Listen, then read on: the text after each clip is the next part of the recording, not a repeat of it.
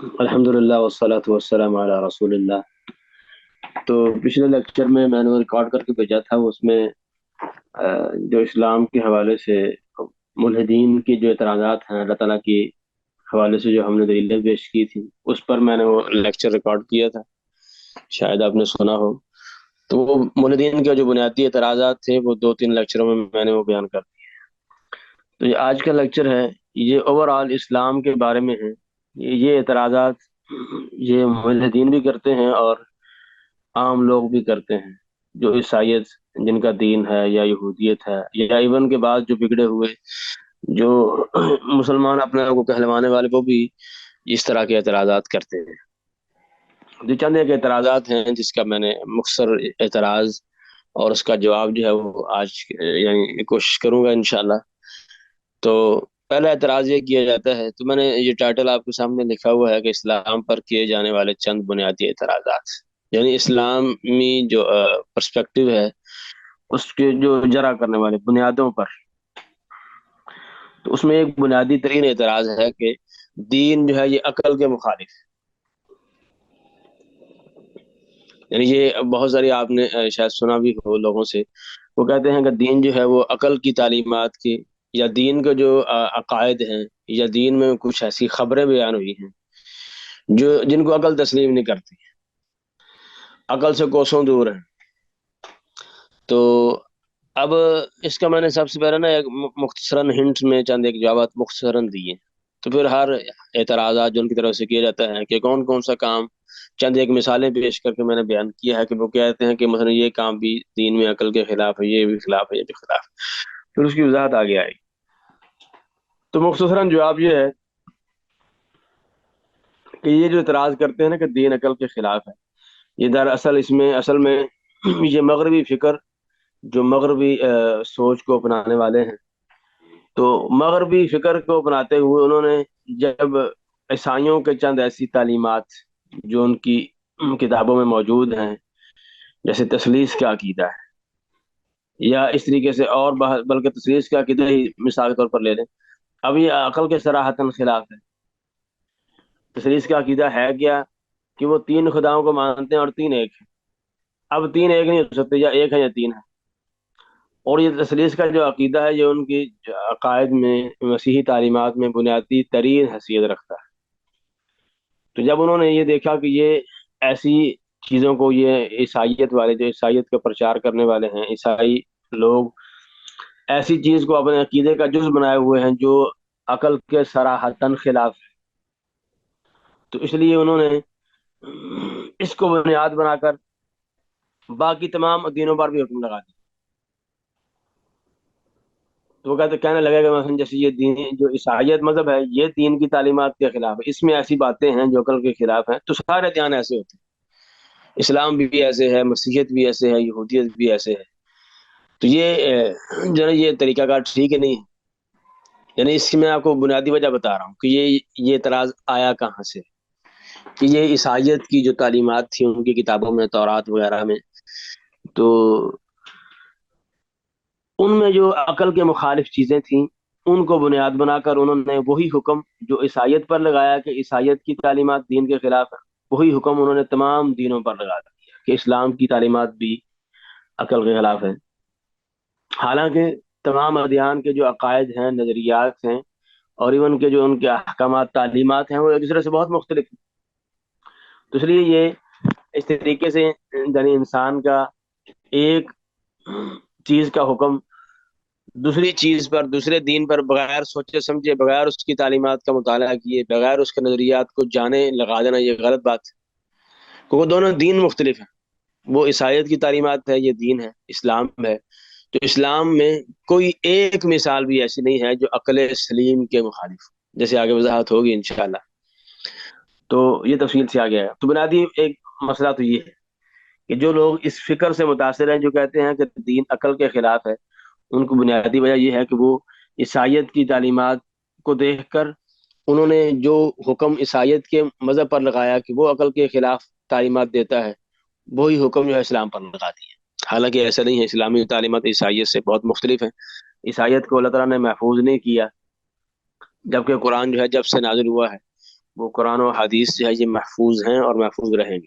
تو اس لیے یہ دونوں کو ایک حکم لگانا جو ہے وہ ٹھیک نہیں ہے. دوسری غلطی جو ملحدین کی طرف سے کی جاتی اس مسئلے میں وہ یہ ہے کہ وہ اس مسئلے کا بنیاد بنا کر کہ چونکہ دین عیسائیت کے دین میں کیونکہ الحاد جو ہے اس کی ابتدا جو ہے وہ مغربی فکر سے ہوئی تھی، مغرب سے اس کا جو ہے نا وہ سارا سسٹم آیا تھا. تو انہوں نے جب عیسائیت کی تعلیمات کو عقل کے خلاف پایا تو مولدین نے کیا کہا، اس چیز کو بنیاد بنا کر جو ہے نا وہ اللہ تعالیٰ کے وجود کا انکار کر دیا، حالانکہ ان دونوں کا آپس میں تعلق ہی نہیں ہے. یعنی عقلی اور منطقی لحاظ سے دین کے باطل ہونے کا اللہ تعالیٰ کے وجود کے انکار سے کوئی تعلق نہیں. اب یہ بھی ممکن ہے کہ کوئی انسان ایسا ہو جو تمام ادیان کا منکر ہو لیکن اسی وقت جو ہے وہ اللہ تعالیٰ پر ایمان لاتا ہو، یہ عین ممکن ہے.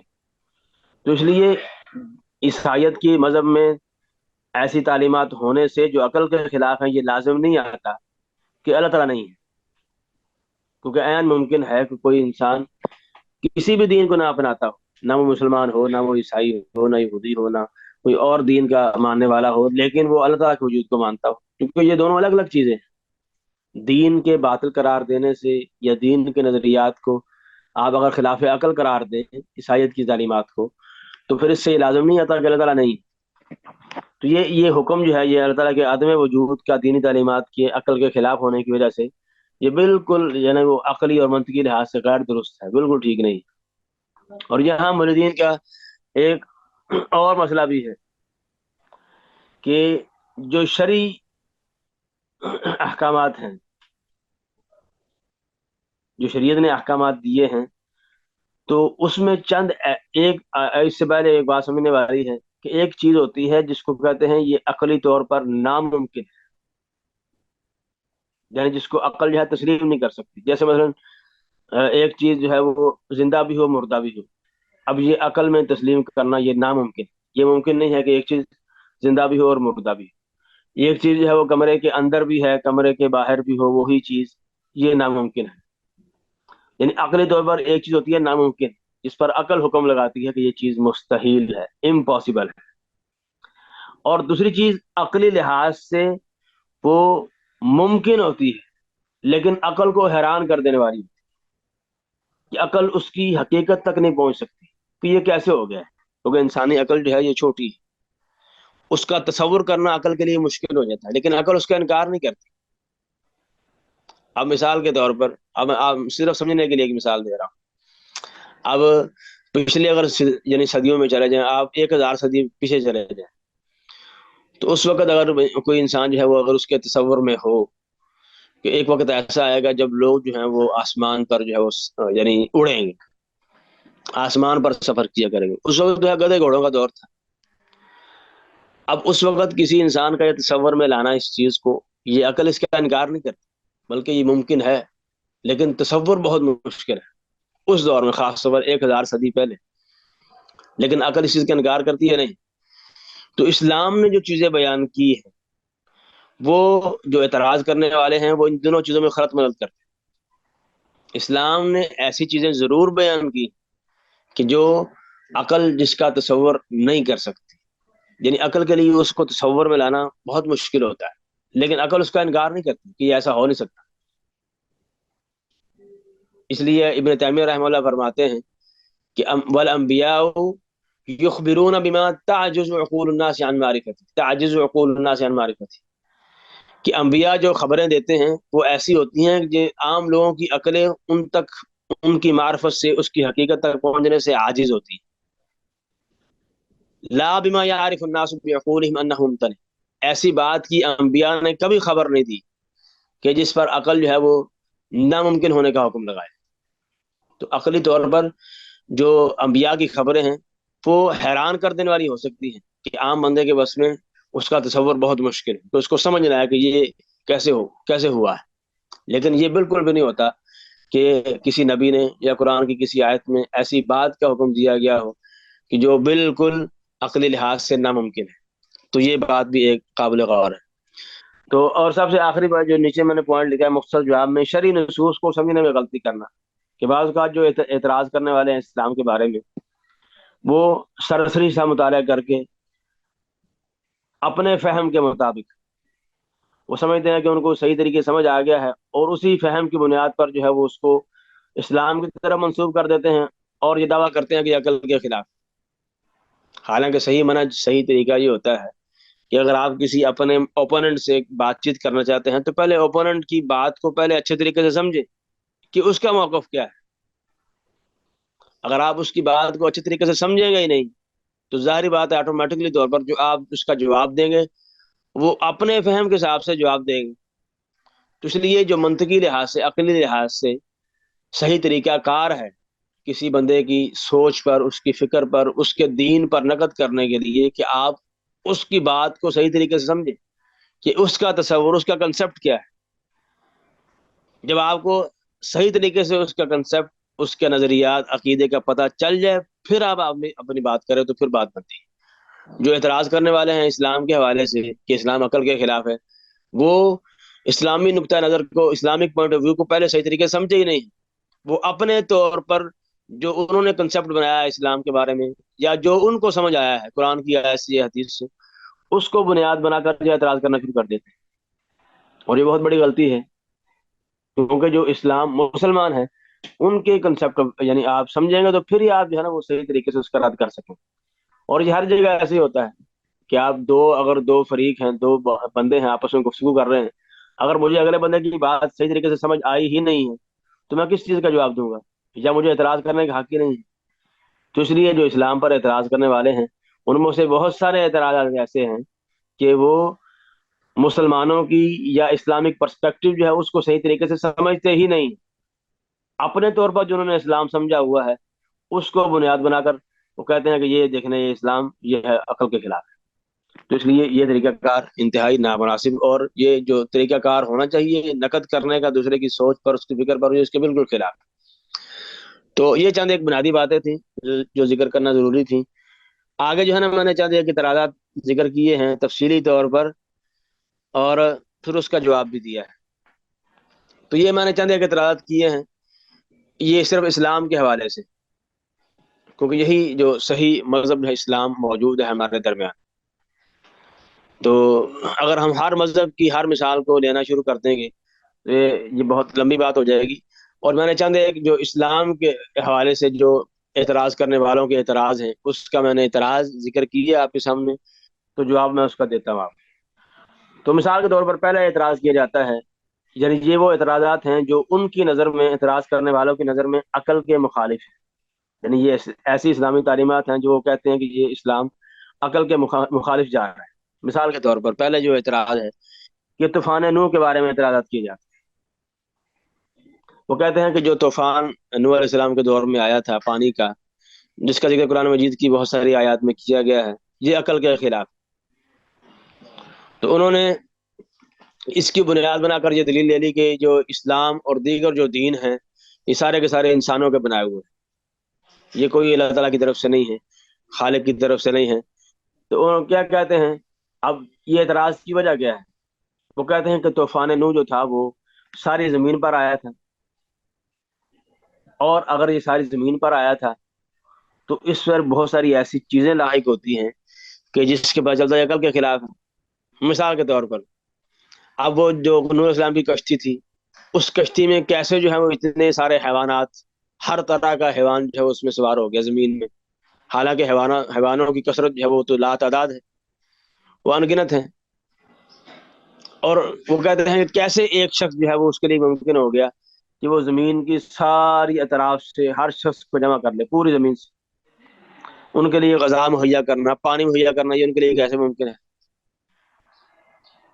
اور یہ کیسے ممکن ہے؟ اب سارے حیوان جو ہیں اکٹھے رہنے والے بھی نہیں ہیں، بعض حیوان ایسے ہیں جو ایک دوسرے کو کاٹتے ہیں، جیسے شیر، چیتا وغیرہ۔ اب یہ ان کو اکٹھے ایک ہی کشتی میں سوار کرنا کیسے ممکن ہے؟ اور یہ ہر جو حیوان ہے ان میں، ان کے رہنے کا ایک اپنا ماحول ہے، وہ ایک خاص ماحول میں رہتے ہیں۔ اب شیر، چیتا، دیگر جانور جو ہے ان کا اپنے اپنا ماحول ہے، اپنے جہاں وہ رہتے ہیں۔ اب یہ سارا ماحول پیدا کرنا اس کشتی میں کیسے ممکن ہے؟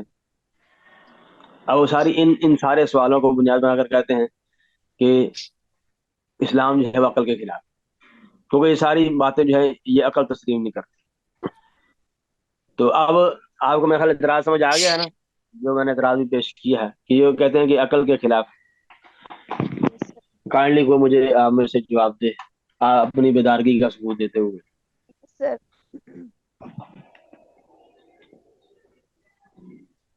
جی سر آپ کو آواز نہیں آ رہی؟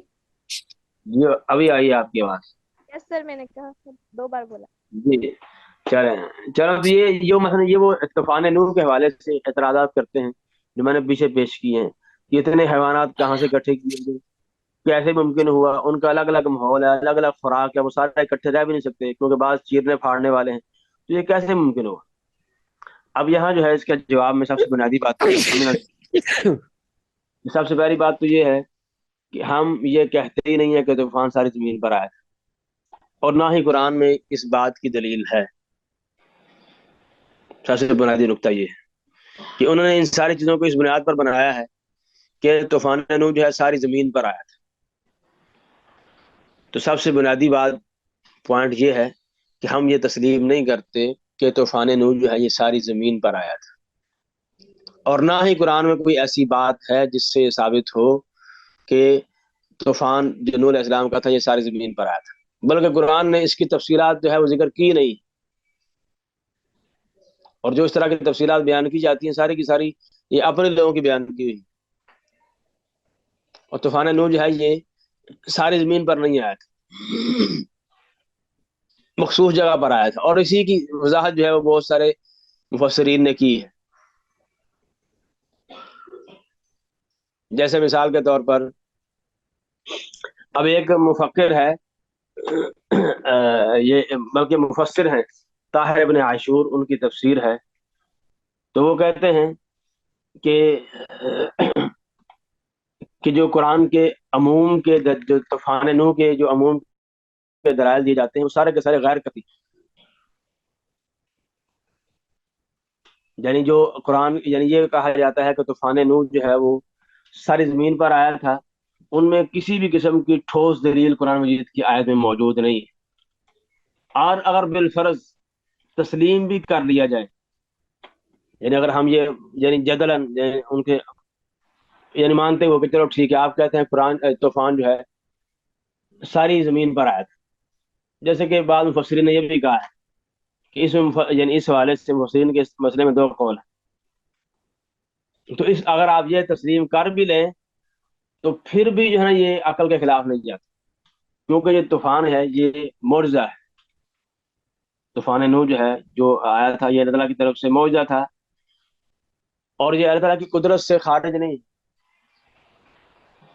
کیونکہ جب ایک انسان یہ تسلیم کرتا ہے کہ اللہ تعالیٰ نے اتنے بڑے بڑے مخلوقات بنائی ہیں، گلیکسیز بنائے ہیں، سورج چاند ستارے وغیرہ بنائے ہیں، تو یہ ادنا سی بات جو ہے اللہ تعالیٰ کی قدرت سے خارج نہیں، وہ اس بات پر بدرجہ اتم قادر ہے. جب اتنی اتنی بڑی مخلوقات بنا دی ہیں تو ایک کشتی نہیں ایسی بنا یعنی وہ بن سکتی جو معجزے کے طور پر اس میں ساری چیزیں آ جائیں. کیونکہ یہاں جو ہے ایک مسلمان آدمی مومن آدمی وہ اس طوفان نوح کو انسانی پوائنٹ آف ویو کی طرف سے نہیں دیکھتا، کیونکہ انسان کمزور ہے، انسان جو ہے یہ سارے کام نہیں کر سکتا، انسان کی بس سے یہ باہر ہے. بلکہ ایک مومن کا عقیدہ یہ ہے کہ یہ معجزہ تھا، اور یہ وہ اس کو اس لحاظ سے دیکھتا ہے کہ اللہ تعالیٰ کی قدرت ہے، اور اس کی قدرت جو ہے وہ ساری کائنات پر وسیع. اور مومن کا یہ ایمان ہے کہ اسی اللہ تعالیٰ نے یہ ساری کائنات بنائی ہے، اور یہ کائنات اتنی وسیع ہے جو انسان کے تصور میں بھی نہیں، یہ کتنی وسیع ہے. تو جب اتنی وسیع کائنات اللہ تعالیٰ جو ہے بنانے پر قادر ہے، جب وہ یہ بنا سکتا ہے تو یہ طوفان نوح یا اس طرح کی کشتی جو ہے وہ یہ کیسے ممکن نہیں. اور یہ کیا یہ اللہ تعالیٰ کی قدرت سے خالی ہے؟ کیا اللہ تعالیٰ اس پر قادر نہیں ہے؟ تو اس لیے اس چیز کو اس نظریے سے دیکھنا انسانی لحاظ سے انسان اس پر قادر نہیں ہے. جو ایک مومن ہے جو قرآن پر ایمان لاتا ہے وہ اس کو اس لحاظ سے دیکھتا ہی نہیں ہے کہ یہ انسان ایسا کام کر رہا ہے، بلکہ یہ اللہ تعالیٰ کی قدرت ہے، اس کی طرف سے ایک معجزہ ہے. اور اللہ تعالیٰ کا جو قدرت ہے معجزہ ہے وہ اس کی انتہا نہیں، وہ ہر چیز پر قادر ہے. اور جب وہ یہ اتنی بڑی مخلوقات بنانے پر قادر ہے، سورج چاند ستارے گلیکسیز مختلف، جو انسان کے عقل میں اس کا تصور آنا بھی بہت مشکل ہے، جب اس نے یہ بنائی ہے تو یہ اتنی چھوٹی سی کشتی جو ہے وہ اس کے لیے بالکل بھی ناممکن نہیں ہے. تو اس لیے یہ ایک بنیادی فرق ہے جو یہ اعتراض کرتا ہے وہ اس کو انسانی پوائنٹ آف ویو سے دیکھتے ہیں، انسان کے نقطہ نظر سے، کہ انسان ایسا نہیں کر سکتا۔ حالانکہ ہم جو ہیں، جو ایمان لانے والے ہیں، وہ اس کو اس نقطہ نظر سے دیکھتے ہیں کہ انسان ایسا نہیں کر سکتا۔ یہ آپ کی بات درست ہے، لیکن ہمارا ایمان یہ ہے کہ یہ معجزہ ہے، اور معجزہ کرنے والا جو ہے وہ اللہ تعالیٰ ہے، اور اللہ تعالیٰ کی قدرت جو ہے بہت وسیع ہے۔ جب وہ اس چیز پر قادر ہے کہ اس نے اتنی اتنی بڑی کائنات، اتنی اتنی بڑی مخلوقات بنا دی ہے، تو یہ چیز اس کے لیے بالکل ناممکن نہیں ہے۔ تو اس لیے، اور یہ اس وقت ہے جب ہم یہ تسلیم کریں گے کہ یہ طوفان ساری زمین پر آیا تھا۔ پہلی بات تو یہ ہے کہ ہم یہ تسلیم ہی نہیں کرتے کہ اس طوفان جو ہے وہ ساری زمین پر آیا تھا، اور قرآن میں کہیں بھی کسی بھی آیت میں بالکل قطعی دو ٹھوس، یعنی دو ٹوک اس حوالے سے یعنی وضاحت نہیں ہے۔ یہ قرآن جو ہے وہ پوری زمین، یعنی یہ طوفان جو ہے پوری زمین پر آیا تھا۔ تو اگر تسلیم کر بھی لیں تو یہ جواب جو میں نے آپ کو دوسرا دیا ہے کہ یہ ہم اس کو اس نظر سے دیکھتے ہیں کہ یہ معجزہ ہے، اور معجزہ اللہ تعالیٰ کی قدرت سے ہوتا ہے، اور اس کی قدرت جو ہے بہت وسیع ہے۔ اور یہ جواب اس بندے کو دیا جائے گا جو قرآن پر ایمان لاتا ہے۔ جو قرآن پر ایمان ہی نہیں لاتا، جو اللہ تعالیٰ کے وجود کا منکر ہے، ملحد ہے، اس کو یہ جواب نہیں دیا جائے، بلکہ اس کو اس سے پہلے جو ہے وہ جو عقلی دلائل ہیں اللہ تعالیٰ کے وجود کے، وہ ان سے اللہ تعالیٰ کا وجود ثابت کیا جائے، کیونکہ جس بنیاد پر اس نے آگے یہ قرآن کو تسلیم کرنا ہے وہ بنیاد کو ہی نہیں مانتا، اللہ تعالیٰ کو نہیں مانتا۔ تو اس لیے اس کو پہلے جو ہے اللہ تعالیٰ کے وجود کا اس بات کیا جائے گا۔ جب اس کو مان لے گا پھر اس کو یہ آگے جو ہے تفصیلات جو میں نے آپ کو بتائی ہیں طوفان کے حوالے سے، تو وہ بیان کی جائے گی۔ ڈائریکٹ جو ہے مولد کو قرآن کی آیتیں پڑھ کے سنانا، حدیث، وہ قرآن کو مانتا ہی نہیں، تو اس لیے اس کو پہلے جو ہے وہ قرآن سے پہلے اللہ تعالیٰ کے وجود کا جو ہے نا وہ اقرار کروایا جائے گا، وجود کے دلائل سے، پھر نبوت کا جو پہلے پیچھے لیکچر میں گزر چکا ہے۔ جب نبوت کو مان لے گا تو پھر ان چیزوں کا اعتراض کرنا اس کے لیے بہت جو ہے وہ مشکل ہو جائے گا، اور یہ ممکن یعنی کر سکتا ہی نہیں ہے، کیونکہ انسان کے جب اس بات کو تسلیم کر رہا ہے کہ کائنات اتنی بڑی جو ہے اللہ تعالیٰ نے بنائی ہے، تو یہ چیزیں اللہ تعالیٰ کے لیے کوئی معنی نہیں رکھتی، بہت یعنی جو ہے وہ سادہ سی چیزیں ہیں۔ اور دوسرا جو اعتراض کیا جاتا ہے اسراء و معراج کے حوالے سے، کہ جو بعض اعتراض کرنے والے ہیں وہ کہتے ہیں کہ جو اللہ کے رسول کے لیے جو معراج کا واقعہ ہوا تھا، تو دوسرا اعتراض یہ کیا جاتا ہے مثلا جو ہے کہ اسلام عقل کے مخالف ہے۔ مثال کے طور پر اسراء اور معراج کا قصہ ہے۔ اب یہ کہا جاتا ہے کہ جو اعتراض کرنے والے ہیں وہ کہتے ہیں کہ اسراء جو ہے بیت اللہ کی طرف، یعنی مکہ سے بیت المقدس جانا، بیت اللہ سے بیت المقدس، پھر وہاں سے آسمان تک جانا، یہ عقل کے خلاف ہے، کیونکہ یہ یعنی انسان اتنی دیر میں اس دور میں نہیں جا سکتا۔ یہ کیسے ممکن ہے ایک انسان مکہ سے چلے، بیت المقدس جائے، پھر آسمانوں پر جائے رات کے ایک چھوٹے سے حصے میں، اور واپس بھی آ جائے؟ تو یہ اس پر اعتراض کرتے ہیں۔ اب تو یہاں بھی یہ اعتراض بھی یعنی درست نہیں، اور یہاں بھی وہی جواب ہے کہ وہ جو اعتراض کرنے والا ہے اس نے اللہ کی قدرت کو انسان کی قدرت کے ساتھ مکس کر دیا ہے، یعنی وہ اس واقعے کو، اسراء و معراج کے واقعے کو انسان کی قدرت سے دیکھ رہا ہے کہ انسان کے لیے ایسا کرنا ممکن نہیں۔ لیکن حقیقت یہ ہے کہ جو مومن آدمی ہے، جو ایمان لانے والا ہے، وہ اس چیز کو اللہ تعالیٰ کی قدرت کی پہلو سے دیکھتا ہے کہ کیا اللہ تعالیٰ ایسا کر سکتا ہے کہ نہیں کر سکتا۔ تو اگر ہم یعنی اس پہلو سے دیکھیں گے تو بالکل بھی مشکل نہیں، بلکہ مشکل اس کے انکار میں ہوگی کہ جو اس کو نہیں مانتا، کیونکہ ہم اللہ تعالیٰ کے حوالے سے اس سے بڑی بڑی چیزوں کے یعنی اس کو خالق ماننے پر ایمان لاتے ہیں۔ تو جب ہم بڑی چیزوں کے بارے میں مان لاتے ہیں کہ اللہ تعالیٰ نے یعنی اتنی اتنی بڑی چیزیں پیدا کی ہیں، وہ فلاں کام بھی اس نے کیا، فلاں بھی کیا ہے، تو یہ اس حوالے سے بہت ادنا سی بات کہ واقعہ یعنی اسراء اور معراج کا واقعہ۔ تو جب ایک انسان جو ہے اس سے بڑے یعنی چیز پر ایمان لاتا ہے تو ادنا پر ایمان لانا اس کے لیے آسان ہو جاتا ہے۔ تو اس لیے جو مسلمان اللہ تعالیٰ کو رب مانتا ہے، اس کو خالق مانتا ہے، اس کے لیے اسراء اور معراج کا انکار کرنا مشکل ہے۔ وہ اس لیے کہ وہ اللہ تعالیٰ کے حوالے سے بڑی بڑی چیزوں کو تسلیم کرتا ہے، تو یہ ادنا سی بات کو تسلیم کیوں نہیں کر رہا؟ کیا اللہ تعالیٰ کی قدرت جو ہے ایسی چیز پر نہیں ہے؟ وہ بالکل قادر ہے۔ دوسری بات یہ ہے کہ جو یہ اعتراض کرتے ہیں معراج کے حوالے سے، اسراء کے حوالے سے، تو یہ اس لیے بھی کرتے ہیں کیونکہ ان کے ہاں یہ وہ فرق نہیں کرتے کہ ایک چیز وہ ہوتی ہے جو عقلی طور پر ناممکن ہے، ناممکن۔ دوسری جو میں نے آپ کو پیچھے بتایا ہے دوسری وہ ہوتی ہے جس کو عقل تصور نہیں کر سکتی، عقل اس پر کبھی حکم نہیں لگاتی کہ ناممکن ہے، کہ ہو نہیں سکتا، لیکن عقل کے لیے اس کا تصور کرنا مشکل ہوتا ہے۔ تو یہاں یہی مسئلہ یہ معراج کے واقعے میں ہے۔ تو یہاں بھی کہیں بھی ایسی بات نہیں ہے کہ جہاں ایسی کوئی واقعہ ذکر کیا گیا ہو کہ یہ واقعہ جو ہے یہ عقل کے خلاف ہے۔ جیسے مثال کے طور پر میں نے آپ کو وہاں مثال دی تھی کہ دو ضدیں، آگ اور پانی اکٹھا نہیں ہو سکتا، یا ایک ہی شخص کا ایک ہی جگہ میں ہو، یا یہ کہا گیا مثلا اللہ کے رسول مکہ میں بھی تھے اور بیت المقدس میں بھی تھے، تو ایسا ہونا عقلی طور پر ناممکن ہے، یہ نہیں کہا گیا، بلکہ اللہ کے رسول کو مکہ سے بیت المقدس لے جایا گیا، وہاں سے ساتوں آسمانوں پر لے جایا گیا۔ تو یہ عقل کے لیے اس کو تصور کرنا مشکل ہے، عقل اس کے ناممکن ہونے پر حکم نہیں لگاتی۔ تو یہ دو فرق جو ہے سمجھنا ضروری ہے، کیونکہ یہ ایسی چیز ہے، کیونکہ یہ جو کائنات کے قوانین ہیں اس سے خارج ہے۔ تو جو کائنات کے قوانین سے خارج چیز کا واقع ہونا یہ انسان کے لیے تو ممکن نہیں ہے کہ انسان ایسا کر سکے، لیکن عقل اس کے نہ ہونے پر حکم نہیں لگاتی بالکل، اور یہ کسی بھی طور پر عقلی قوانین کے خلاف نہیں ہے۔ تو اس لیے یہ جو مومن آدمی ہے اس کو یہ جواب دیا جائے گا، اگر کوئی ہو ہی ملحد تو اس سے ڈائریکٹ جو ہے وہ یہ جواب نہیں دیا جائے گا اس کو، کیونکہ وہ اللہ تعالیٰ کے وجود کو مانتے ہی نہیں ہے۔ اس کو پہلے اللہ تعالیٰ کے وجود کا اس بات کروایا جائے گا عقلی دلائل سے جو ہم نے پیچھے ذکر کیے ہیں۔ جب وہ اللہ تعالیٰ کے وجود کو مانے گا پھر ہم آگے اس کو یہ جواب دیں گے کہ اسراء اور معراج جو ہے اس کو اس حوالے سے دیکھیں کہ اللہ کی قدرت ہے، اللہ کی قدرت اور انسان کی قدرت میں فرق ہے۔ اللہ کی قدرت جو ہے وہ اس کی ذاتی ہے، اور انسان کی قدرت جو ہے وہ مخلوق ہے، اللہ تعالیٰ کی دی ہوئی ہے، دونوں میں فرق ہے۔ تو یہ ایک واقعہ ہے۔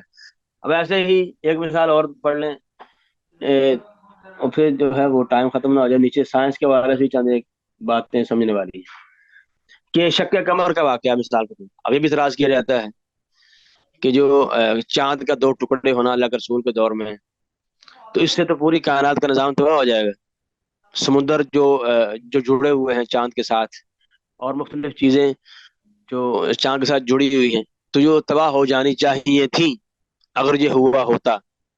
حالانکہ قرآن یہ بیان کرتا ہے کہ شق قمر ہوا ہے، چاند دو ٹکڑے ہوا ہے، اور اگر ایسا ہوا ہوتا تو لوگ اس کو بیان بھی کرتے اور اس کی یعنی نقل بھی کرتے، یعنی ایک جو ہے نا وہ پیڑھی اپنے بعد والے کو بتاتی، اس کے بعد والے کو بتاتی، اس طریقے سے یعنی یہ زمانہ در زمانہ نقل ہوتا رہتا ہے۔ تو کہتا ہے کہ یہ اعتراض جو ہے نا یہ عقل کے خلاف ہے۔ اب یہ بات کہ عقل اس کو تسلیم نہیں کرتی کہ چاند دو ٹکڑے ہو اور زمین کا سسٹم جو ہے ویسے کہ ویسے جو ہے وہ برقرار رہے۔ تو یہاں بھی یہ وہی بات پیچھے میں نے ذکر کی ہے کہ اب شق قمر کا واقعہ ہونا کہ کائنات کی تخلیق سے بڑا ہے کہ چھوٹا ہے، اور جس قدرت سے اللہ تعالیٰ نے کائنات کو پیدا کیا ہے اس حوالے سے یہ شق قمر جو ہے چاند کا دو ٹکڑے ہونا بہت ہلکی سی چیز ہے کہ اللہ تعالیٰ کے لیے ممکن نہیں ہے کہ چاند جو ہے وہ جس نے پورے چاند کے ساتھ کائنات کے سسٹم کو جوڑا ہوا ہے، تو کیا وہ آدھے چاند کے ساتھ نہیں جوڑ سکتا وقتی طور پر، اور وہ اس نظام کو خراب بھی نہ ہونے دے؟ تو جس نے کائنات کو پہلے سے چلا رہا ہے وہ اس وقت بھی چلا سکتا ہے۔ بات وہی ہے کہ انہوں نے قدرت انسانی کو اللہ تعالیٰ کی قدرت کے ساتھ جو ہے مکس کر دیا ہے، حالانکہ دونوں میں بہت فرق ہے۔ دوسری بات یہ ہے کہ جو کہا جاتا نا کہ یہ اس کو نقل نہیں کیا، کسی نے ذکر نہیں کیا، تو بہت سارے جو دوسرے ہندوؤں کی کتابوں میں، دیگر کتابوں میں یہ چیزیں موجود ہیں کہ انہوں نے ذکر کیا ہے کہ فلاں موقع پر فلاں جگہ پہ ہم نے چاند کو دو ٹکڑے ہوتے دیکھا ہے۔ اگر بالفرض یہ تسلیم بھی کر لیا جائے، اگر یہ تسلیم بھی کر لیا جائے کہ یہ جو واقعہ ہے یہ کسی نے نقل نہیں کیا، تو پھر بھی اس پر جو ہے یہ ہم یہ نہیں کہہ سکتے کہ یہ نہیں ہوا اور یہ عقل کے خلاف۔ کیوں؟ کیونکہ دنیا میں سارا وقت ساری رات نہیں ہوتی، تو اس لیے آدھی دنیا تو نکل جائے گی ویسے کی ویسے اس مسئلے سے۔ اور دوسری بات یہ ہے کہ جو چاند ہے وہ ہر جگہ پر ہر وقت نہیں ہوتا، کبھی بعض جگہ پر ہوتا ہے، دوسری جگہ پر نہیں ہوتا، اس جگہ پر ہے دوسری جگہ پر نہیں۔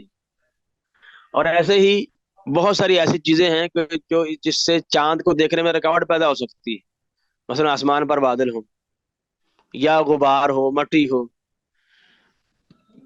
یہ کیا یار، اب یہ بھی ممکن ہے کہ مثلا جس وقت یہ شق قمر کا واقعہ ہوا ہو تو بہت سارے جو ملک ہیں اس میں بادل ہوں یا مٹی ہو یا کوئی اور مسئلہ ہو جس کی وجہ سے وہ نظر نہ آیا. اور یہ شق قمر کا واقعہ جو ہے یہ کون سا گھنٹوں کے لیے تھا؟ یہ چند تھوڑی سی مدت کے لیے تھا. اب اس وقت جو ہے وہ لوگ عام طور پر رات کے وقت، دن کے ٹائم کام کیا کرتے تھے، رات کو اپنے گھروں میں ہوتے تھے، تو یہ بھی عین ممکن ہے کہ لوگوں نے اس طرح توجہ بھی نہ کی ہو. اور یہ بھی ممکن ہے کہ وہ لوگوں نے اس کو دیکھا بھی ہو لیکن انہوں نے اس کو بڑا سمجھانا ہو دوسرے علاقوں میں. وہ شاید انہوں نے گمان کیا کہ یہ شق قمر نہیں ہے، یہ مثلا چاند گرہن لگ گیا ہے تو اس وجہ سے آدھا چاند ادھر ہو گیا ہے، یا اس طرح سے کوئی مسئلہ پیدا ہو گیا. تو یہ یعنی چند ایک جوابات بھی دیے جا سکتے ہیں سوال جو میں نے آپ کو ابھی ذکر کیے. اور یہ بھی ممکن ہے سب سے بڑھ کر کہ اگر آپ یہ صبر کریں کہ یہ ایسا کچھ بھی نہیں تھا جو پیچھے ذکر کیا گیا ہے، تو اللہ تعالیٰ کے لیے کیا ممکن نہیں ہے کہ اللہ تعالیٰ جو ہے چاند کو دو ٹکڑے کرے اور وہی اسی علاقے کے لوگ دیکھیں، دوسرے علاقے کے لوگ دیکھیں نا، ان کو نظر ہی نہ آئے وہ. تو یہ اللہ تعالیٰ کے لیے یعنی بالکل آسان ہے، اس میں کوئی بھی ایسی بات ناممکن والی نہیں ہے. تو یہ چاند ایک اعتراضات تھے جو اللہ تعالیٰ کے وجود یعنی جو کہا جاتا ہے کہ سائنس میں کہ یہ عقل کے مخالف. اس طریقے سے ساری باتیں ایسی ہیں، وہ صرف اور صرف جو ہے وہ اسلام پر اعتراض کرنے کے لیے اپنے طور پر جو سمجھتے ہیں اس کو پیش کر کے اور اس کو اسلام سے منسوب کر کے اس کو یہ کہہ دیتے ہیں کہ یہ عقل کے خلاف ہے، حالانکہ حقیقت میں ایسا نہیں ہوتا. اب دوسرا جو بنیادی اعتراض کیا جاتا ہے کہ دین جو ہے سائنس کے مخالف ہے، دین سائنس کے مخالف ہے. اس کی بنیادی وجہ بھی وہی ہے جو میں نے پیچھے بتائی ہے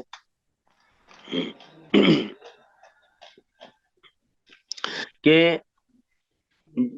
عیسیٰ علیہ السلام عیسیٰ علیہ السلام کہہ رہا ہوں، جو عیسائیت کی تعلیمات تھیں ان میں، کیونکہ عیسائیت جو ہے وہ تحریف شدہ دین ہے،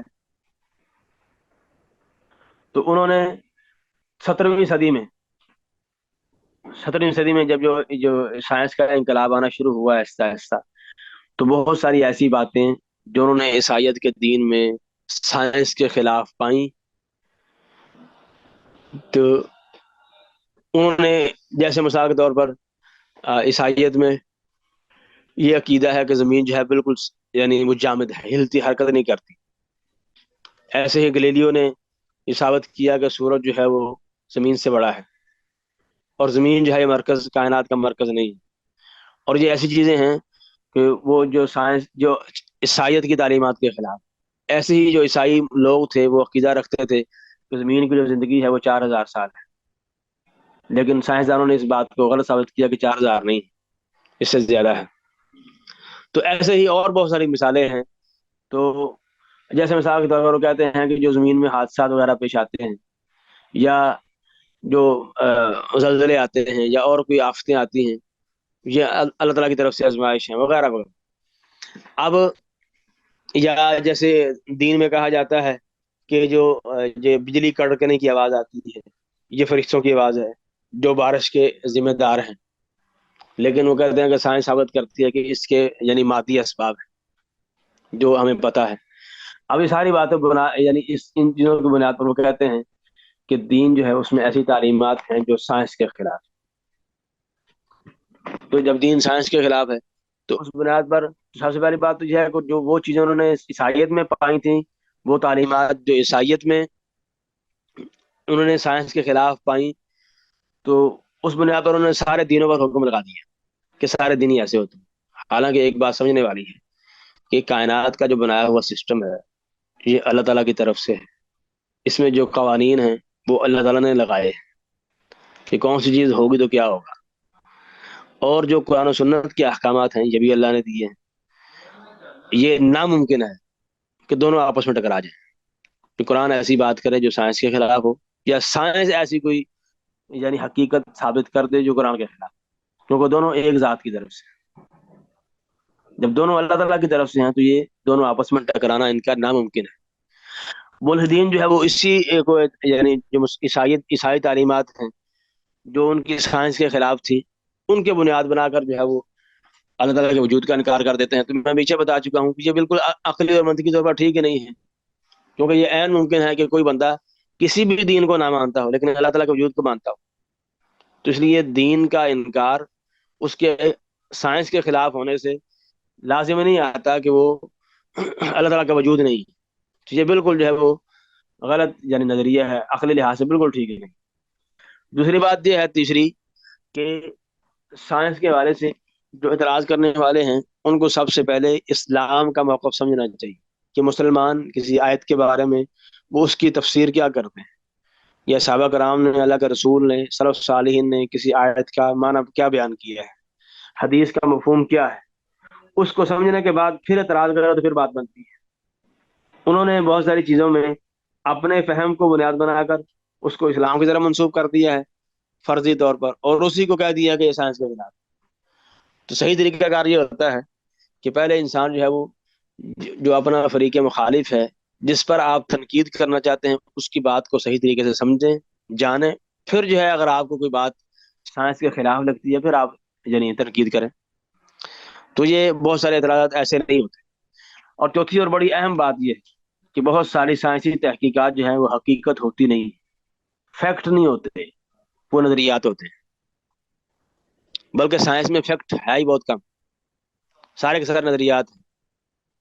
اور اگر آپ سائنس کی تاریخ پڑھیں تو اس میں ایک چیز شامل ہوتی ہے کہ جو چیز تجربے اور مشاہدے سے ثابت ہو، جس کو دوبارہ بھی کیا جا سکتا ہے. یعنی عین ممکن ہے کہ سائنسدانوں نے تجربہ کیا ہے، کوئی نتیجہ نکلا ہو، 10 سال بعد، 15 سال بعد، 20 سال بعد، 100 سال بعد نتیجہ اس کے تجربے کے الٹ آ جائے تو اس کے الٹ کے مان لیتے ہیں. تو سائنس جو حقیقت ہے یعنی جو بالکل ٹھوس ہے، جو کبھی چینج نہیں ہوگی، وہ باتیں سائنس میں کم ہیں. بہت ساری سائنس میں ایسی باتیں ہیں جو نظریات ہیں، ابھی تک جو ہے وہ فیکٹ نہیں بنے. جب حقیقت بنے گی جس کا انکار کرنا ممکن نہیں ہے، جو قیامت تک تبدیل نہیں ہو سکتی، تو وہ اسلام کے مخالف نہیں ہوگی کبھی بھی. جو میں نے آپ کو پہلے کہا ہے، کیونکہ یہ سائنس کے قوانین جو ہیں، کیونکہ سائنس انہی چیزوں کا نام ہے. مثلا اگر آپ بایولوجی کے لے لیں تو یہ جانداروں کے بارے میں بحث کرتی ہے. اگر آپ مثلا جو ہے وہ یہ جو کائنات کے جو جو فزکس وغیرہ کے قوانین ہیں کائنات کے حوالے سے، اب یہ سارے کے سارے قوانین کس نے بنائے ہیں؟ اللہ تعالیٰ نے بنائے ہیں. تو قرآن و سنت بھی اللہ تعالیٰ کی طرف سے ہیں، دونوں چیزیں آپس میں ٹکرا نہیں سکتی، کیونکہ دونوں قوانین اللہ تعالیٰ کی طرف سے ہیں. قرآن کے قوانین جو کائنات کے قوانین کے خلاف نہیں ہو سکتے، کائنات کے قوانین قرآن کے خلاف نہیں ہو سکتے. تو اس لیے اور اگر خلاف ہے تو ان دونوں میں سے کسی ایک میں گڑبڑ ہے، یا وہ سائنس صحیح نہیں ہے، تجربہ صحیح نہیں ہے، یا پھر جو ہے وہ جو آپ سمجھ رہے ہیں قرآن کی آیت سے یا حدیث سے وہ آپ کا فہم صحیح نہیں ہے. کسی ایک میں مسئلہ ہے. تو چند ایک مثالیں میں نے آپ کو دی ہیں، 2-3 مثالیں ہیں. تو پہلی مثال یہ ہے کہ زمین جو ہے یہ گول ہے. یعنی قرآن کے حوالے سے یہ اعتراض کیا جاتا ہے کہ قرآن کہتا ہے کہ زمین گول نہیں. دلیل کیا دی جاتی ہے؟ وہ کہتے ہیں وَهُوَ الَّذِي مَدَّ الْأَرْضَ وَجَعَلَ فِيهَا رَوَاسِيَ وَأَنْهَارًا، کہ اللہ تعالیٰ نے زمین کو بچھا دیا ہے اور اس میں پہاڑ اور نہریں وغیرہ جو ہیں وہ لگا دی. تو آپ وہ کہتے ہیں کہ جب بچھا دیا ہے تو جو چیز بچھی ہوتی ہے وہ گول نہیں ہوتی. حالانکہ یہ اعتراض ہے صحیح بنتا ہی نہیں. یہ اعتراض انہوں نے کیا ہی اس وجہ سے ہے کیونکہ وہ قرآن مجید کی نصوص کو صحیح طریقے سے سمجھے ہی نہیں. قرآن میں بے شمار ایسی آیتیں ہیں جو دلالت کرتی ہیں کہ زمین جو ہے وہ گول ہے، بچھی ہوئی نہیں ہے. جیسے قرآن کی آیت ہے یکور اللیل علی النہار ویکور النہار علی اللیل. تو یہ آیت یعنی اس آیت کا ترجمہ اس وقت علماء نے، جب یہ سائنس کا بالکل وجود نہیں تھا، نہ ٹیکنالوجی تھی، نہ کچھ بھی نہیں تھا، اس وقت کے مفسرین نے، علماء مسلمین نے اس کا معنی بیان کرتے ہوئے، جیسے ابن حزم رحمہ اللہ کہتے ہیں کہ اس آیت کی تفسیر میں یکور اللیل علی النہار ویکور النہار علی اللیل وهذا اوضح بیان فی تکویر بعضها علی بعض ماخوذ من قول الامامہ. اگر کہا وهذا نص علی تکویر الارض، جو اس وقت کی بات ہے، اس سے تقریباً 1000 سال پہلے کی بات ہے جب سائنس کا نام و نشان نہیں تھی. ابن حزم رحمہ اللہ جو ہے اس آیت کی تفسیر کرتے ہوئے کہتے ہیں کہ یہ حدیث، یہ آیت جو ہے یکور اللیل علی النہار ویکور النہار علی اللیل، یہ اس معنی سے نص ہے، بالکل کلیئر ہے کہ زمین جو ہے گول ہے. تو یہ بلکہ یہ جو قول ہے زمین کے گول ہونے کا بہت پہلے سے علماء کے یہاں مشہور تھا، اور اس سے سب سے پہلے جو جس نے یہ قول نقل کیا ہے زمین کے گولائی کے حوالے سے مسعودی ہیں، یہ مشہور تاریخ دان ہے مسلمانوں کا مسعودی. اس نے سب سے پہلے جو ہے نا یہ ذکر کیا تھا کہ زمین جو ہے وہ قرآن کی آیت نصوص سے گول معلوم ہوتی ہے. اس طریقے سے امام غزالی رحمہ اللہ نے ذکر کیا ہے، ابن جوزی نے نقل کیا ہے، جب سائنس کا بالکل وجود ہی نہیں تھا. تو اس لیے جو صحیح موقف یہی ہے کہ قرآن کی بہت ساری نصوص اس بات پر دلالت کرتی ہیں کہ زمین گول ہے. اگرچہ یہاں یہ بات قابل غور ہے، اگرچہ مسلمانوں میں سے بعض جو ہیں جیسے امام قرطبی اور دیگر وہ کہتے ہیں کہ زمین گول نہیں، لیکن یہ ان کا فہم جو ہے بالکل ٹھیک نہیں. اب انہوں نے کس آیت سے استدلال کیا ہے؟ امام قرطبی رحمہ اللہ کہتے ہیں کہ وہو الذی مد الارض، وہی آیت جو اعتراض کرنے والے پیش کرتے ہیں، وہو الذی مد الارض وجعل فیہا رواسی وانہارا، کہ وہ ذات جس نے زمین کو بچھایا اور اس میں پہاڑ اور نہریں لگا دی. تو اس آیت کی تفسیر کرتے امام قرطبی کہتے ہیں کہ یہ آیت رد ہے اس موقف پر جو کہتے ہیں کہ زمین گول ہے. تو لیکن یہ ان کا فہم ٹھیک نہیں ہے.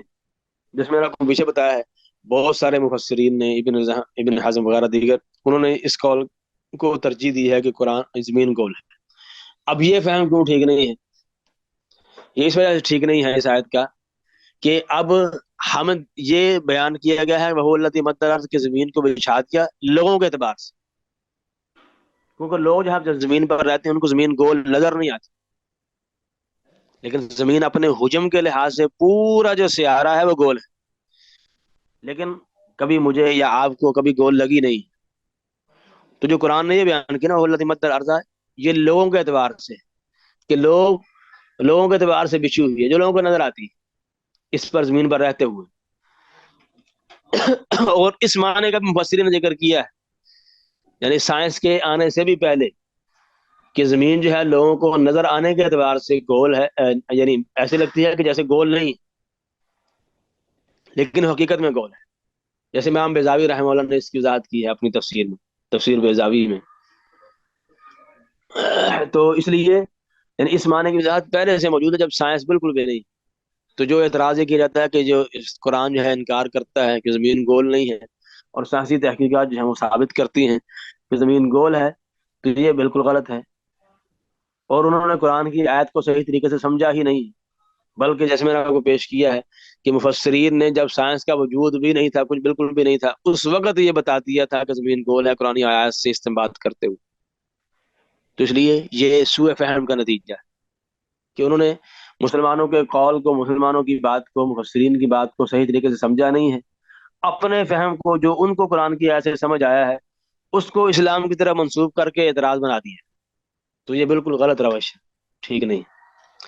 اچھا، آگے اعتراض کیا جاتا ہے کہ اعتراض یہ کیا جاتا ہے قرآن کہتا ہے کہ زمین ساکن ہے، حرکت نہیں کرتی. زمین جو ہے وہ بالکل ساکن ہے، حرکت نہیں کرتی. اور یہ اعتراض بالکل بہت سارے عام ہیں، یعنی یہ عیسائی بھی کرتے ہیں، ملحدین بھی کرتے ہیں، بہت سارے اور مفکرین جو اسلام کے خلاف ہیں وہ بھی کرتے ہیں. تو اس حوالے سے جو موقف ہیں کہ کیا زمین حرکت کرتی ہے یا ساکن ہے، تو اس میں مسلمانوں کے تین قول پائے جاتے ہیں. مسلمانوں کے اس حوالے سے تین قول ہیں کہ بعض کہتے ہیں کہ زمین بالکل ساکن ہے، اور قرآن کی آیت جو ہے وہ ان پر دلالت کرتی ہیں کہ زمین ساکن ہے. انہوں نے مختلف نصوص پیش کی ہیں اس حوالے سے کہ بلکہ بعض نے 40 کے قریب جو ہے وہ نصوص جمع کی ہیں اس حوالے سے، اس بیان میں کہ زمین جو ہے وہ ساکن کھڑی ہے، بالکل حرکت نہیں کرتی. اور دوسرا موقف جو ہے اس حوالے سے یہ ہے کہ وہ کہتے ہیں بعض مفسرین کہ شرعی نصوص وہ دلالت کرتی ہیں کہ زمین حرکت کر رہی ہے، زمین حرکت کر رہی ہے. اور انہوں نے اس حوالے سے قرآن کی آیات پیش کی. تو ایک آیت انہوں نے یہ پیش کی ہے مثال کے طور پر، وَهُوَ الَّذِي خَلَقَ اللَّيْلَ وَالنَّهَارَ وَالشَّمْسَ وَالْقَمَرَ كُلٌّ فِي فَلَكٍ يَسْبَحُونَ. وهو الذی خلق اللیل، وہ ذات جس نے پیدا کیا رات کو، والنہار اور دن کو، والشمس والقمر سورج اور یعنی چاند کو، کل ہر چیز، فی فلکن اپنے فلک میں، اپنے مدار میں، یسبحون وہ گردش کر رہی ہے، تیر رہی ہے۔ تو وہ کہتے ہیں کہ یہاں جو کل کا لفظ ہے، یہ تنوین جو ہے یہ اس کے بعد اسم ایک محذوف ہے، یعنی کل الکواکبی، یعنی تمام ستارے وہ اپنے مدار میں گردش کر رہے ہیں، تمام ستارے۔ تو انہوں نے اس آیت سے استدلال کیا ہے کہ زمین جو ہے وہ گردش کر رہی ہے، اور دوسری آیت وہ اس حوالے سے پیش کرتے ہیں، یکور اللیل علی النہار و یکور النہار علی اللیل، کہ وہ رات کو لپیٹتا ہے دن پر اور دن کو لپیٹتا ہے رات پر۔ تو جو چیز جو ہے وہ تکویر، تو اس سے حرکت کا آنا لازم آتا ہے، تو لیکن اس سے استدلال جو ہے وہ اتنا قوی معلوم نہیں ہوتا۔ بہرحال تو یہ موقف ہی صحیح ہے، یعنی یہی موقف صحیح ہے۔ اب یہ جو کہا جاتا ہے نا، مثال کے طور پر جو آخری موقف ہے، اب یہ تین موقف میں نے آپ کو، پہلا موقف یہ ہے کہ بعض مفسرین کہتے ہیں کہ زمین بالکل ساکن ہے، انہوں نے اپنے حوالے سے قرآن کی آیات سے استدلال کیا ہے۔ دوسرے کہتے ہیں کہ زمین جو ہے وہ بالکل حرکت کر رہی ہے، انہوں نے چند یعنی آیتیں پیش کی ہیں، یکور اللیل علی النہار یکور النہار علی اللیل اور دیگر آیتیں۔ تیسرا موقف اس حوالے سے یہ ہے جو زیادہ اقرب ہے کہ قرآن نے اس حوالے سے کوئی بات ذکر ہی نہیں کی، زمین کے گھومنے کے حوالے سے نہ اس بات میں نہ نفی میں، نہ یہ ذکر کیا ہے صراحت کے ساتھ بالکل بھی کہ زمین گردش کر رہی ہے، اور نہ نفی کی، یعنی قرآن اس حوالے سے خاموش ہے۔ اور اسی موقف کو جو ہے نا ابن سیمین رحمہ اللہ نے ترجیح دی ہے کہ قرآن نے صرف ذکر کیا ہے کہ وَأَلْقَىٰ فِي الْأَرْضِ رَوَاسِيَ أَن تَمِيدَ بِكُمْ، کہ زمین میں اللہ تعالیٰ نے جو ہے نا پہاڑ گاڑے ہیں کہ تاکہ وہ ہلے نہ۔ تو کہتے ہیں کہ یہ بھی صریح نہیں ہے کہ زمین حرکت کر رہی، تو یہی موقف صحیح ہے کہ قرآن جو ہے وہ اس حوالے سے بالکل خاموش ہے، یعنی اس میں کوئی ذکر نہیں ہے کہ زمین حرکت کر رہی ہے اپنے مدار میں یا نہیں کر رہی۔ تو اس لیے اس سے اعتراض کا قرآن سے تعلق بنتا ہی نہیں، جب تعلق ہی نہیں ہے تو زمین اس حوالے سے خاموش ہے۔ تو اگر سائنس تحقیق سے ثابت کر دے کہ زمین جو ہے وہ گردش کر رہی ہے تو ہم مان لیں، کیونکہ قرآن میں اس کا ذکر ہی نہیں ہے۔ اگر جو ہے وہ اگر یہ فیکٹ ہو، پھر اس میں جی جی سر ایک وہ آیت ہے سر، جی جی کون سی آیت؟ سبح للہ ما فی السماوات و ما فی الارض۔ سبح کا معنی تسبیح کرنا ہوتا ہے، اللہ تعالیٰ کی حمد و ثنا بیان کرنا۔ نہیں سر، تسبیح نہیں ہے سر، یہی چیز جو ہے سر تھوڑا سا اس میں سبح کا ہے سر، تیرنا ہے سر اپنے اپنے مدار میں۔ نہیں نہیں، وہ یسبحون ہوتا ہے، وہ میں نے آپ کو بتا دی ہے۔ سبح کا معنی عربی زبان میں تیرنا نہیں، وہ یسبحون کا معنی تیرنا ہے، وہ میں نے آپ کو پیچھے بتایا کہ اس سے استدلال کیا جاتا ہے۔ سر میں نے اس کی نا بہت زیادہ بیسکلی، کیونکہ جب آپ میننگز میں جاتے ہیں تو تب جا جی کے جی، چیزیں کھلتی ہیں، ویسے تو موٹا موٹا ترجمہ سارے کر دیتے ہیں۔ تو تو اصل میں جی جی بالکل، یہ سر میں نے آپ بہت نے اس کہاں پہ سے بڑا پڑھا ہے بہت آپ نے؟ میں نے سر مختلف، ایک تو یہ اسلام 360 ہے سر، اس میں جی جی جب آپ میننگز میں جاتے ہیں تو اس میں وہ میننگ، اس میں بہت زیادہ ورڈز میننگ جو ہے، صرف ایک ہی لفظ میں کو آپ لیں اور اس کے بعد آگے اس کی جو میننگ میں نے آتے اس لیے تو آپ کو میں نے اس لیے آپ کو بتایا ہے کہ اس ہیں۔ سر حوالے سر سے مفسرین کے تین موقف ہیں۔ بعض کہتے سر ہیں سر کہ زمین حرکت کر رہی ہے، وہ اپنے دلائل پیش کرتے ہیں، بعض کہتے سر ہیں کہ سر نہیں کر رہی، بالکل سر، باقی جو نہیں میرے کر خیال میں رہی سر وہ وہ اپنے دلائل پیش کرتے بچھانے، ہاں سر یہ ہے تھوڑا سا، میں نے تو اس پہ بہت زیادہ تحقیق کی تھی، پھر جب لوگوں سے پوچھتے ہیں پھر وہ خاموش ہو جاتے ہیں۔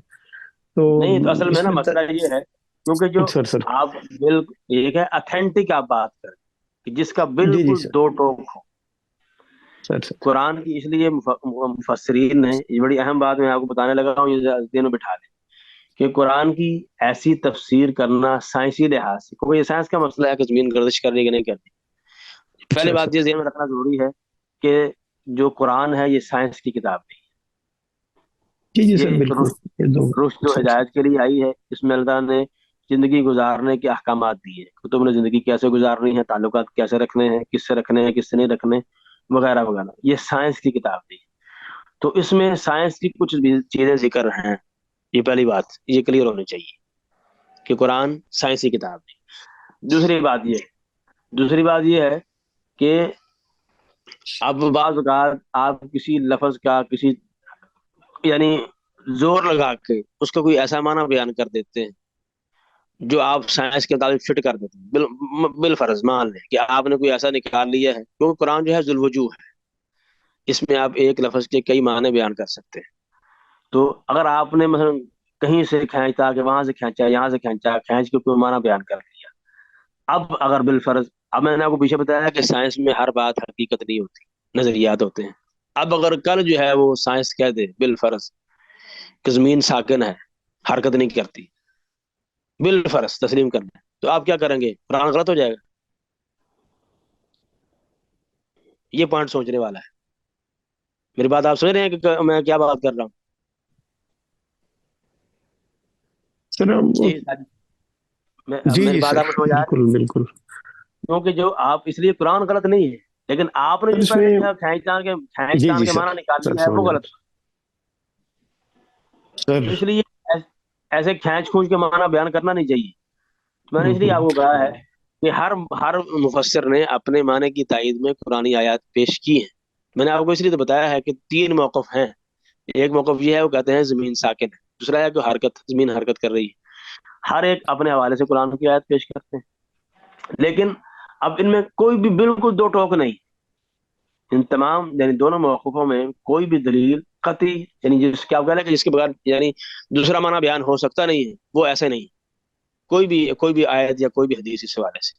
تو اس لیے جو واللہ عالم مجھے جو اقرب قول لگا ہے، جو علماء نے بیان کیا ہے، وہ یہ ہے کہ قرآن اس حوالے سے خاموش ہے. قرآن نے اپنی رائے دی ہی نہیں اس حوالے سے کہ زمین حرکت کر رہی ہے کہ نہیں کر رہی. جب زمین حرکت نہیں کر رہی تو سائنس جو کہے گی، اگر وہ یعنی حقیقت ہے تو ہم اس کو تسلیم کر لیں گے بغیر چونچرا کے. وہ قرآن کے خلاف ہے. دیکھیے کیا یہ موقف ٹھیک نہیں ہے؟ تو اس میں انسان بچ جائے. یہ خدا نہ خواستہ آپ ہوں، کسی آیت کا ایسا معنی بیان کرتے ہیں کھینچ تان کے کہ آپ جیسے آپ کہہ رہے ہیں کہ میننگ میں جائیں. اب میننگ میں وہ کھینچ تان کر ہوتا ہے، ڈائریکٹ نہیں ہوتا. ایک معنی ہے جو آپ کی قرآن کی آیت پڑھیں فوری آپ کو سمجھ آئے، یہ ہے بالکل واضح معنی، ظاہر معنی. اور دوسرا معنی جو آپ کہہ رہے ہیں کہ میننگز میں جائیں، میننگ جانا مطلب یہ ہے کہ آپ نے کسی لفظ کی واو کھینچی، ادھر سے الف کھینچا ہے، جوڑ توڑ کے کوئی نہ کوئی معنی نکال لیا ہے کہ سائنس کے مطابق ہو جائے. تو کل کو اگر سائنس بدل جائے، جیسے میں نے بتایا کہ سائنس بدلتی رہتی ہے، اس میں حقائق بہت کم ہے، اور یہ بات سائنسدان بھی کہتے ہیں حقائق بہت کم. اور کل کو سائنس بدل گئی تو آپ قرآن کو غلط کر دیں گے. قرآن تو نہیں غلط نہیں نہیں سر، یہ کہانی قرآن تو کبھی بھی سر ہے، غلط قرآن نہیں میں ہو غلط نہیں ہے، سکتی. لیکن جو آپ نے اس وقت استدلال کیا تھا نا وہ غلط ہے. لیکن سر دیکھیں، اس میں اگر ہم کہتے ہیں کہ آسمان اور زمین تسبیح کر رہے ہیں، جی جی یہ اس میننگ میں، اور زمین و آسمان اپنے اپنے مدار میں جو ہے وہ تیر رہے ہیں سر. دیکھیں سر کون سے یعنی والا وہ قریب ہے سر. تسبیح تسبیح. تسبیح بیان کرتی ہے، اللہ کی تعریف عظمت بیان کرتی ہے. اب اس کی یعنی اس کی تسبیح بیان کرنا میں سمجھ، قرآن نے خود کہا ہے تسبح له السماوات السبع والارض من فيهن وان من شيء الا يسبح بحمده ولكن لا تفقهون تسبيحه. قرآن یعنی ہر چیز زمین و آسمان کی اللہ کی تسبیح، اس کی حمد بیان کرتی ہے، لیکن تمہیں لا تفقهون تسبیحه، تمہیں ان کی تسبیح کی سمجھ نہیں آتی. یعنی وہ کیسے اللہ تعالیٰ کی عظمت کی برائی بڑائی بیان کرتے ہیں تمہیں پتہ نہیں چلتا، لیکن وہ کرتے ہیں. تو ہمارا یہ ایمان ہے. اس میں سر یہ لفظ صباح وہ نہیں ہے سر، تین جو ہاں بیسیکلی نہیں، یہ تا جو ہے صبح اضافی اور ہے. ہے سبح اور ہے. سر یہی تو میں کہہ رہا ہوں سر. اب یہ چیز جو ہے، ہم تو مطلب اب یہ اس چیز کو کون ڈیسائیڈ کرے گا کہ یہ جو تا ہے جو اضافی والی ہے اور صبا ہے، یا یہ ہے سر. یہ اس میں پھر وہ نہیں یہ سارے عربی میننگ آ ڈکشنری اگر آپ جائے. لیکن دیکھتے ہیں نا جب تو ہم عربی ترجمہ، جی سر ڈکشنری سے میں کہہ رہا ہوں سر، لیکن جب آپ ترجمہ دیکھتے ہیں سر، ترجمے پہ پھر جاتے ہیں کہ ایک دفعہ کہ یہاں سے کون سا میننگ اٹھانا ہے، تسبیح والا یا جو ہے وہ اپنے اپنے مدار میں تیر رہے ہیں وہ والا سر. نہیں تسبیح سر، والا سر. تسبیح کا معنی قرآن میں جہاں بھی آیا ہے سبح کا لفظ، اس میں تیرنا کسی نے نہیں کیا. جو تیرنے کا معنی آتا ہے نا، جو میں نے آپ کو آیت پڑھ کے سنائی ہے، کلن فی فلکن یسبحون، سورہ یاسین کی آیت ہے، یہاں سے انہوں نے نکالا ہے۔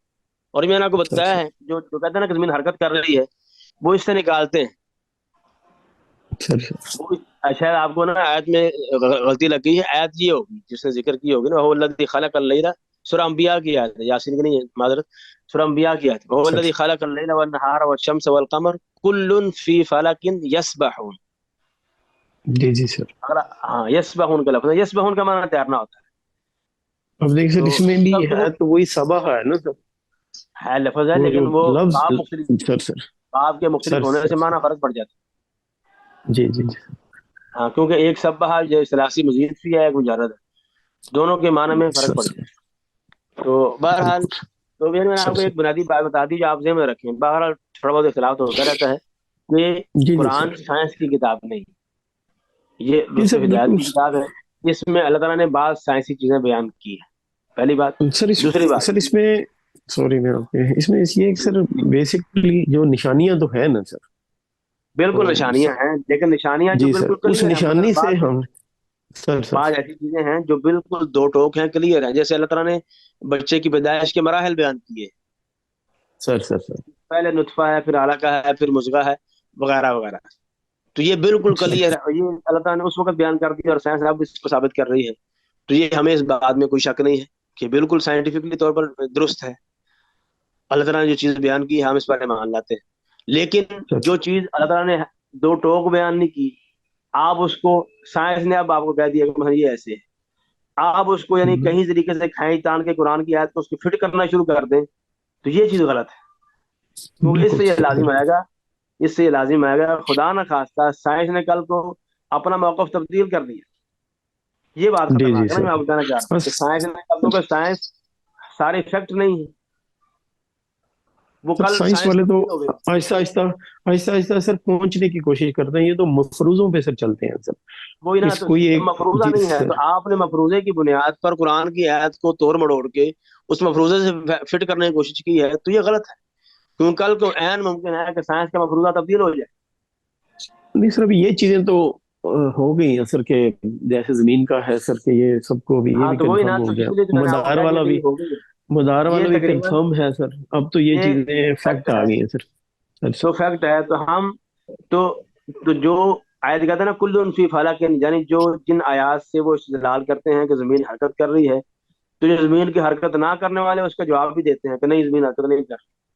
تو اس لیے ان دونوں کی بات بالکل دو ٹوک نہیں ہے، یعنی جو مجھے لگا ہے کہ زمین، قرآن اس بارے میں خاموش ہے، جب خاموش ہے تو جو سائنس کہتی ہے ہم اس کو مان لیں گے، تو اس سے قرآن کا انکار بھی نہیں آئے گا، اور نہ قرآن سے متصادم کوئی چیز ہوگی۔ تو واللہ عالم۔ تو چلیں، ٹائم کافی ہو گیا ہے، بلکہ اوپر ہو گیا کافی، تو یہ ہمارا آخری لیکچر تھا۔